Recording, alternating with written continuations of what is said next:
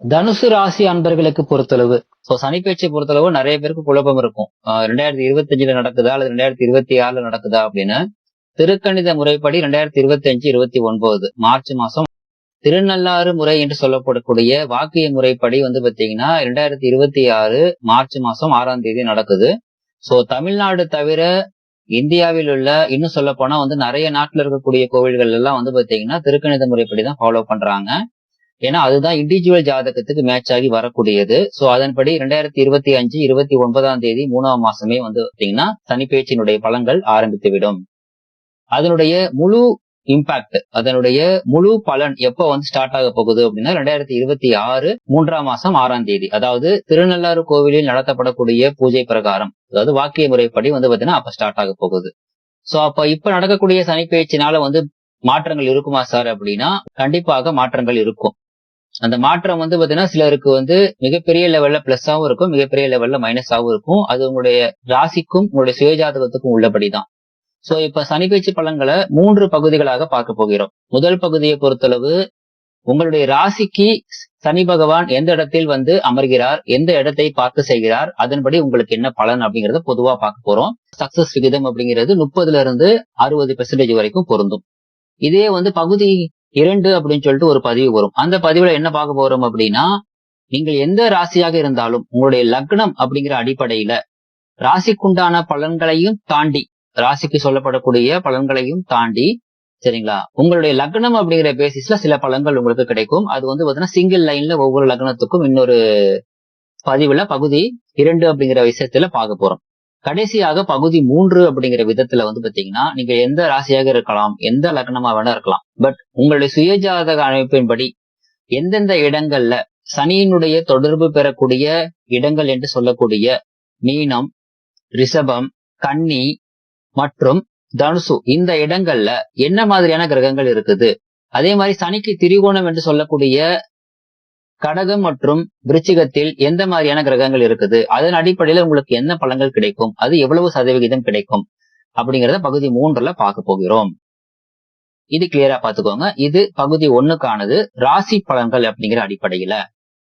அதாவது பொதுவாவே தனுசு அப்படின்னாலே பாத்தீங்கன்னா வில்லும் அம்பும் தான் தெரியும். குறி விலகாத ஒரு அம்பு, அதாவது ஃபிக்ஸ் பண்ணிட்டீங்க அப்படின்னா அந்த விஷயத்த பாத்தீங்கன்னா போய் அச்சீவ் பண்ணணும் அப்படிங்கிறதுல தனுசு ராசி அன்பர்கள் மிக மிக தரம் ஆன ஒரு பாத்தீங்கன்னா ஒரு செயல்பாடுகளை கொண்டவர்கள். பாத்தீங்கன்னா அதாவது பாத்தீங்கன்னா எப்படி சொல்றது, பழச மறக்காதவங்க, பயணத்தை மறக்காதவங்க. பயணத்தை மறக்காதவங்கன்னா பாத்தீங்கன்னா இதுவரை நீங்கள் கடந்து வந்த எல்லா பயணங்களையும் உங்களுடைய மைண்டுக்குள்ள வச்சிருப்பீங்க. மதம் மீறிய மனித நேயர்கள், அதாவது எந்த மதமாக இருந்தாலும் சரி, சரிங்களா, மனிதர்களாக பார்க்கக்கூடிய ஒரு தன்மை அப்படிங்கிறது தனுசு ராசிக்காரர்களுடைய பலருடைய முக்கியமான ஒரு கேரக்டர். மனசாட்சிக்கு பயந்த ஒரு தன்மை கொண்டவர்கள். ஏறக்குறைய பாத்தீங்கன்னா இப்ப உங்களுக்கு சனி பகவான் உங்களுடைய ராசிக்கு 3ஆம் இடத்தில் இருந்து வந்த நிலையிலிருந்து 4ஆம் இடத்துக்கு மாறப்போகிறார். 4ஆம் இடம் அப்படி சொல்லக்கூடியது சுகஸ்தானம். 2ஆம் அதிபதியும் மற்றும் 3ஆம் அதிபதியுமான சனி பகவான் 4ஆம் இடத்துக்கு போறதுனால இதுல பிளஸ்ஸான விஷயம் என்னன்னா வருமானத்தையும் கொடுக்கும், அலைச்சலையும் கொடுக்கும். அலைச்சலுக்கு தகுந்த வருமானம் கிடைச்சிருச்சுன்னா அலைச்சலை பத்தி பெருசா ஃபீல் இருக்காது. அலைச்சல் அதிகமா இருந்து வருமானம் குறைவா இருக்குதுன்னா தான் இவ்வளவு அலைஞ்சிருக்கும், இவ்வளவுதான் கிடைச்சிருக்குதுங்கிற மாதிரி ஒரு ஃபீல் இருக்கும். இதுல யாருக்கு சந்தோஷமான ஒரு அலைச்சலா இருக்கும், யாருக்கு கஷ்டமான அலைச்சலா இருக்குங்கிறது சுயஜாதகத்தை பொறுத்துதான். பொதுவாகவே 4ஆம் இடத்தில் அமரக்கூடிய சனி பகவான் அலைச்சல்களை கொடுப்பார், எதையும் சமாளிக்கும் மனப்பக்குவத்தை கொடுப்பார். ஆட்சி பலம் பெற்று இருந்து வந்த சனி பகவான் இப்பொழுது நட்பு வீட்டில் அமரக்கூடிய நிலையில குடும்பத்தில் வாழ்க்கை துணையினுடைய ஒரு கை ஓங்கக்கூடிய ஒரு காலகட்டமாக இருக்கும். அதாவது உங்களுடைய நிலைப்பாட்டை விட பாத்தீங்கன்னா வாழ்க்கை துணை கணவராக இருக்கக்கூடிய பட்சத்துல மனைவியின் கை ஓங்கும், மனைவி அப்படிங்கிற பட்சத்துல கணவரின் கை வாங்கக்கூடிய ஒரு அமைப்பு அப்படிங்கிறது இருக்கும். சிலருக்கு சொந்த ஊரை விட்டு வேறு இடம் செல்லக்கூடிய ஒரு அமைப்பு அப்படிங்கிறது இருக்கும். 4ஆம் இடத்தில் அமரக்கூடிய சனிக்கு அர்த்தாஷ்டம சனின்னு பேரு. அர்த்தாஷ்டம சனி காலகட்டத்துல பாத்தீங்கன்னா சின்ன சின்ன வேலைகளை கூட அலைந்துதான் முடிக்கிற மாதிரி இருக்கும். ஆல்ரெடி உங்களுக்கு அலைச்சல் இருக்குங்கிறத சொல்லியிருக்கேன் இல்லைங்களா. அது பாத்தீங்கன்னா மைண்ட்ல கொஞ்சம் வச்சுக்கோங்க. தவிர்க்க முடியாத செலவுகள் அப்படிங்கிறது இருக்கும். தர்ம சங்கடமான சூழ்நிலைகள் அப்படிங்கிறது அவ்வப்போது சிக்கிக்கொள்ளக்கூடிய ஒரு சூழல்கள் அப்படிங்கிறது இருக்கும். எந்த விஷயத்திலையும் பார்ட்னர்ஷிப் அப்படிங்கிறது இந்த காலகட்டத்துல பாத்தீங்கன்னா கொஞ்சம் பாத்தீங்கன்னா கஷ்டமாக இருக்கக்கூடிய சூழல்கள் அப்படிங்கிறது இருக்கும். மற்றவர்களை நம்பி முக்கியமான பொறுப்புகளை ஒப்படைக்க வேண்டாம்.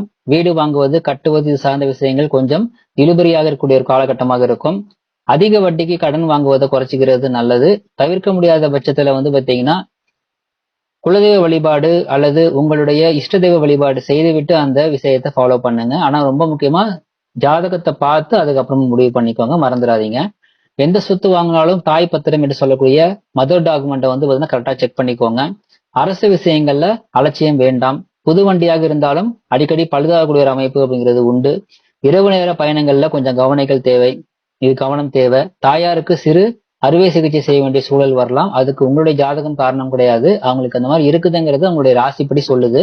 பட் இது பாத்தீங்கன்னா உங்களுடைய சுயஜாதகம் தான் இதை தீர்மானிக்கும். அதனால பாத்தீங்கன்னா தனுசு ராசி நண்பர்கள் எல்லாருக்குமே தாயாருக்கு அறுவை சிகிச்சை அப்படின்னு சொல்லி பயந்துராதீங்க. ஏன்னா நெகட்டிவான விஷயமோ பாசிட்டிவான விஷயமோ எல்லாமே ராசிப்படி சொல்லக்கூடியது எல்லாமே பொதுவானதுதான். அது கைக்கு கிடைக்கணும் அல்லது பாத்தீங்கன்னா உங்களை தொந்தரவு பண்ணணும்னா சுயஜாதகம் அலோவ் பண்ணா மட்டும்தான் உண்டுங்கிறதுல மறந்துடாதீங்க. அரசினுடைய அனுமதி பெறாமல் கூடுதல் தளங்கள் அமைத்து வீடு கட்ட வேண்டாம். ஏற்கனவே சொன்ன மாதிரி அரசு விஷயங்கள்ல அலட்சியம் வேண்டாம் அப்படிங்கிறதுல மிக முக்கியமான அமைப்பாக இதை எடுத்துக்கோங்க. ஏன்னா 4ஆம் இடம் தான் வீடு கட்டக்கூடிய ஒரு அமைப்பு.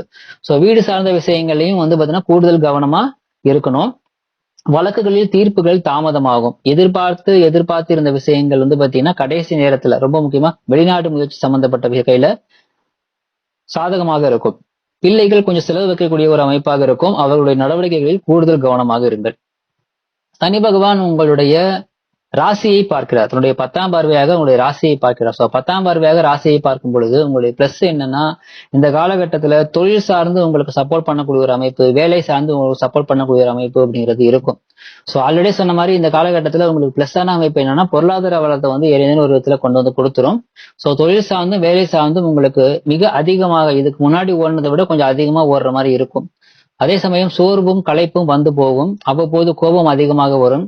பணவரவு அதிகமாக இருக்கும். 6ஆம் வீட்டை பார்ப்பதனால பழைய பிரச்சனைகளுக்கு பழைய கடன்களுக்கு முற்றுப்புள்ளி வைக்கக்கூடிய சூழல்கள் அப்படிங்கிறது சப்போர்ட் பண்ணும். சிலருக்கு நிலுவையில் இருந்த வழக்குகளில் நல்ல தீர்ப்பு அப்படிங்கிறது கிடைக்கும். 10ஆம் வீட்டை பார்ப்பதனால ஏற்கனவே சொன்ன மாதிரி உத்தியோகத்துல வேலை சுமை அப்படிங்கிறது அதிகரிக்கும்.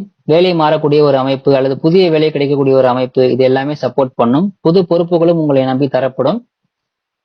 சனி பகவானின் நட்சத்திர சஞ்சாரமான பூரட்டாதி நட்சத்திரத்தில் சனி பகவான் பயணிக்கக்கூடிய ஒரு காலகட்டத்துல தொட்ட காரியம் துலங்கக்கூடிய ஒரு அமைப்பாக இருக்கும். சோ பொது விழாக்களுக்கு தலைமை தாங்கக்கூடிய ஒரு அமைப்பு இருக்கும். குலதெய்வ நேர்த்தி கடனை செய்து முடிக்க முடியும். மிக முக்கியமாக குடும்பத்தில் சுப செலவுகள் செய்யக்கூடிய ஒரு அமைப்பு, அதாவது சுபகாரியங்கள் இது நடக்கக்கூடிய அமைப்புங்கிறது கைகூடி வரும். சுபகாரியங்கள் அப்படிங்கிற பட்சத்துல திருமணம் ஆகட்டும், குழந்தை பிறப்பாகட்டும், வீடு கட்டுறதாகட்டும், எதெல்லாம் பண்ணா உங்களுக்கு ஹாப்பியோ அந்த விஷயம் எல்லாம் பாத்தீங்கன்னா செலவு பண்ணக்கூடிய ஒரு அமைப்பு அப்படிங்கிறது ஏற்படும். அந்த செலவுகள் உங்களுக்கு பாத்தீங்கன்னா கையிருப்பு காசாக கரையுமா அல்லது கடனாக கொண்டு கொடுக்குமா அப்படிங்கிறது ஜாதகத்தை பொறுத்து மாறுபடும். ஏன்னா 6ஆம் வீட்டையும் சனி பார்க்கிறார். சோ 6ஆம் வீட்டை பார்க்கும்போது சிலருக்கு கடனையும் கொண்டு கொடுக்கக்கூடிய ஒரு அமைப்பு அப்படிங்கிறது இருக்கும். புதிய கடன் கிடைக்கக்கூடிய ஒரு அமைப்பு அப்படிங்கிறது ஏற்படும். உத்திரட்டாதி நட்சத்திரத்தில் சனி பகவான் சஞ்சாரிக்கும் பொழுது புதிய நண்பர்களால் வாழ்க்கையில் திருப்பங்கள் அப்படிங்கிறது உண்டாகும். உங்களுடைய பேச்சில் பக்குவம் தெரியும். லோன் மூலம் புது வாகனம் அல்லது புது தொழில் அல்லது புதிய விஷயத்தை நீங்க பாத்தீங்கன்னா ட்ரை பண்ணுவீங்க. அயல்நாடு செல்வதற்கு விசா கிடைக்கக்கூடிய ஒரு அமைப்பு அப்படிங்கிறது இருக்கும். அடிப்படை வசதிகள் பெருகக்கூடிய ஒரு காலகட்டமாக இருக்கும்.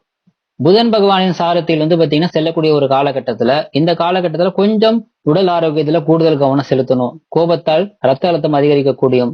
வேலை சுமையால் சோர்வடையக்கூடும். நண்பர்களால் பாத்தீங்கன்னா ஏமாற்றம் அல்லது துரோகம் அடையக்கூடும். அரசு காரியங்கள் விரைந்து முடியும்.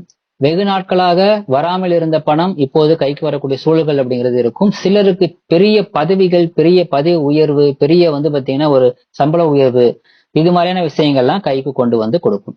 சோ பொதுவாகவே தனுசு ராசி அன்பர்களுக்கு அர்த்தாஷ்டம சனியாக வரக்கூடிய சனி பகவான் அதனுடைய நெகட்டிவ குறைக்கிறபடி உங்களுடைய ராசிநாதனுடைய பார்வையானது உங்களுடைய ராசிக்கு விழப்போகிறது. அது குரு பகவானுடைய ஒரு பெயர்ச்சியால் உங்களுக்கு கிடைக்கும். சோ சனி பகவானால் உங்களுக்கு தொந்தரவுகள் இருந்தாலும் குரு பகவானால் நன்மைகள் அப்படிங்கிறது ஏற்படும். குரு பகவானுடைய பெயர்ச்சி பலன்கள் வரும்பொழுது அதை பத்தி பார்க்கலாம். கூடவே இந்த தனிப்பயிற்சி பலன்களுடைய பகுதி 2 மற்றும் பகுதி 3 அடுத்தடுத்த பதிவுகள்ல பார்க்கலாம். வாழ்த்துக்கள்.